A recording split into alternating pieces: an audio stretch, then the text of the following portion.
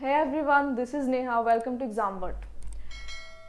CUET PG की जो section 2 है एपिस्टेमोलॉजी वाली सेक्शन, वो वहाँ पे अगर हम लोग देखें तो नॉलेज बाय एक्विंटेंस और नॉलेज बाय डिस्क्रिप्शन, ये एक टॉपिक है, बहुत ही क्रूशियल टॉपिक है। पर यहाँ से बस थोड़ी सी कॉन्सेप्ट क्लियर कर लेने से एक MCQ लाइक हो जाती है प्रिपरेशन। ठीक है, तो आज हम लोग देख लेंगे knowledge by acquaintance and knowledge by description क्या कहती है, बहुत ही ब्रीफ मैनर में। तो knowledge by acquaintance and knowledge by description पढ़ने से पहले हमें कुछ बेसिक चीज़ों को पता होना चाहिए कि नॉलेज बाय एक्विंटेंस और नॉलेज बाय डिस्क्रिप्शंस, ये जो टॉपिक्स है, ये topics problems of philosophy Burton Russell की जो बुक आती है उसमें डिस्कस की गई है। Bertrand Russell, one of eminent philosopher of 20th century, उनकी जो बुक है प्रॉब्लम्स ऑफ फिलोसफी, बुक्स और बुक्स की ऑथर के नाम हम लोगों को बहुत अच्छे से याद रखनी पड़ेगी, क्योंकि बहुत सारी क्वेश्चंस आती है जहाँ पे ऑथर के नाम पूछ लिए जाते हैं, और तो बुक्स और ऑथर के नाम अच्छे से याद करनी पड़ेगी। तो ये है, ये प्रॉब्लम्स ऑफ फिलोसफी में नॉलेज बाय एक्विंटेंस और नॉलेज बाय डिस्क्रिप्शन की बात की गई है। तो knowledge by acquaintance and knowledge by descriptions are mainly under the category of knowledge of things. Okay, so knowledge of truths and knowledge of things, ये दो category है। पहले ये दोनों कैटेगरी से उठ के आई है ये चीज़ें, knowledge by acquaintance and knowledge by description. Knowledge of truth क्या है? The former is concern knowledge by truth, the knowledge by truth is concern with the judgments while the latter is about the sense data.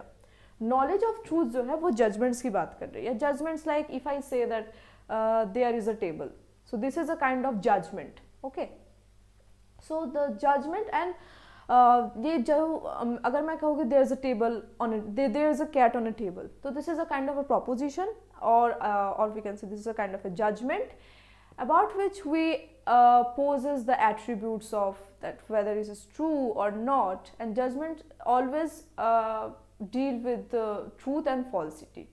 Okay, so judgments related to the truth. What about things? Knowledge of things.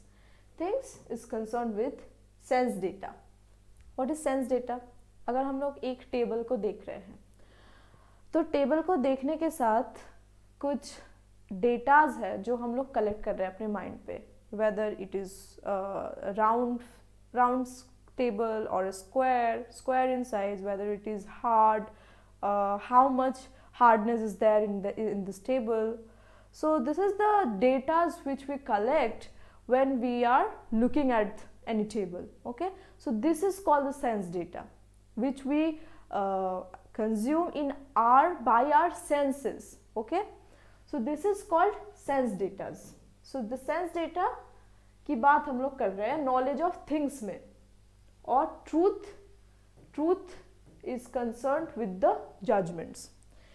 तो knowledge of truth और knowledge of things की बात करने के प्रसंग में हम लोग नॉलेज ऑफ एक्विंटेंस और नॉलेज बाय डिस्क्रिप्शंस की बात करेंगे। ठीक है, so the knowledge of things is of two kinds, knowledge by acquaintance and knowledge by description. Knowledge by description and knowledge by acquaintance, by मतलब सारी जो चीज़, सारी नॉलेज जो डिस्क्रिप्शंस के थ्रू होती है और सारी नॉलेज जो एक्विंटेंस के थ्रू होती है। ठीक है, ये दोनों में हम लोग डिवाइड कर दिए, नॉलेज बाय एक्विंटेंस और नॉलेज बाय डिस्क्रिप्शन में। ठीक है, तो अब देख लेते हैं कि नॉलेज बाय एक्विंटेंस है क्या। सारी नॉलेज जो एक्विंटेंस के द्वारा होती है, तो एक्विंटेंस के द्वारा होती है जो नॉलेज, जिसे हम लोग कह रहे हैं नॉलेज बाय एक्विंटेंस। तो नॉलेज बाय एक्विंटेंस क्या होती है? Acquaintance, what do we actually mean by acquaintance? So we have acquaintance with which we are directly aware, ठीक है, without the intermediary of any process of inference or any knowledge of truths. बिना inference के और या मैं कह लूँ बिना कोई नॉलेज ऑफ ट्रूथ के, बिना कोई इन्फरेंस, बिना कोई अनुमान के अगर मैं किसी चीज़ को डायरेक्टली जान पा रही हूँ, तो वो चीज़ से हमारी एक्वेंटेंस होती है कि डायरेक्ट किसी चीज़ को जानना। हम जब टेबल देख रहे हैं तो वो हार्ड है या सॉफ्ट है, ये चीज़ हम लोग को डायरेक्टली पता चल रही है by touching, by touch, by using our tactual sense, right, by using our त्वक इंद्रिय के द्वारा हम लोगों को डायरेक्टली पता चल रही है बातें। तो इसलिए हम लोगों की एक्वेंटेंस तभी होती है चीज़ों से जब हम लोगों को चीज़ों के साथ डायरेक्टली एक्वेंटेड होते, ठीक है।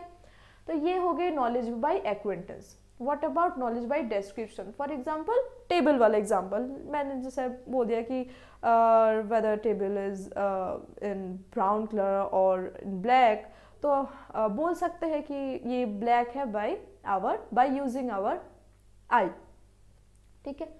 तो ये तो हो गई एक्वेंटेंस की बात। डिस्क्रिप्शन क्या कहती है? By a description we mean any phase of the form a so and so और द सो एंड सो।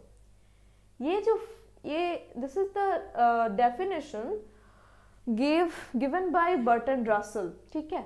तो डिस्क्रिप्शन क्या कहती है कि कोई भी प्रोपोजिशन जब अगर ए सो एंड सो और द सो एंड सो इस फॉर्म में हो तो उस प्रोपोजिशंस की जो नॉलेज है वो उसे हम कहेंगे बाय डिस्क्रिप्शन हो रही है, वहाँ पे कोई एक्वेंटेंस नहीं हो रही, ठीक है।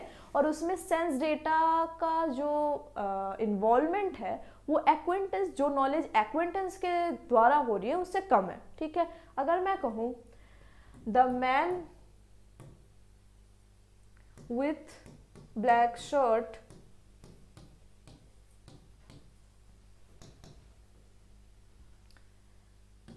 is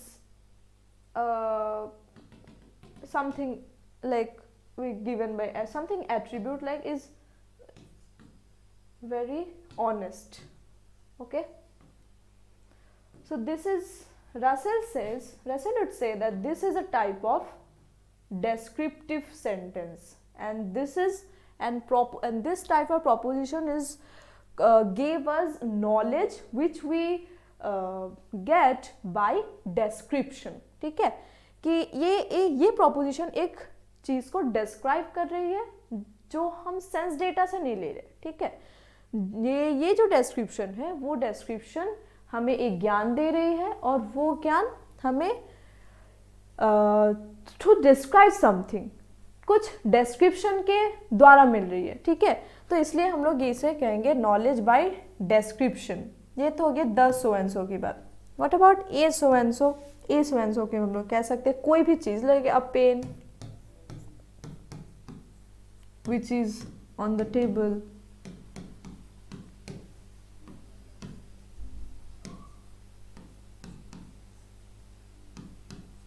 is black. So again this proposition describes a fact. This proposition again describes a fact, and this is the form of a so and so, right, and the so and so. The so means it's so refers here as an attribute, right? So refers here an attribute, and this so also refers to an attribute. The so and so and a so is a phrase of a particular proposition, right? तो जब हम लोग इस phrases में जब propositions की बात कर रहे हैं और किसी चीज़ को डिस्क्राइब कर रहे हैं तो वो डिस्क्रिप्शंस के द्वारा जब हमें नॉलेज मिल रही है तब हम उसे नॉलेज बाय डिस्क्रिप्शन कहेंगे। और जब हम लोग एक्वेंटेंस किसे कहेंगे? जो हमें डायरेक्टली अवेयर होती है चीज़ों के साथ हम लोग डायरेक्टली जब एक्वेंटेड होता है तब उससे हमें जो नॉलेज मिलती है उसे हम कहेंगे नॉलेज बाय एक्वेंटेंस। जैसे टेबल के देखने के साथ उसके रंग का, उसकी आकृति का, ठीक है। तो ये हो गई knowledge by acquaintance, knowledge by description. बहुत ही कॉन्सेप्चुअल क्वेश्चन आते हैं एमसीक्यूज में, तो इसमें घबराने की भी बात नहीं है।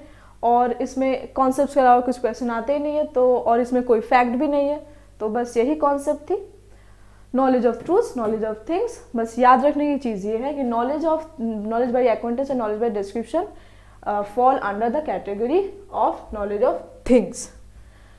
तो ये तो हो गई हमारी ये topic. Thank you for watching this video, subscribe to this channel, thank you.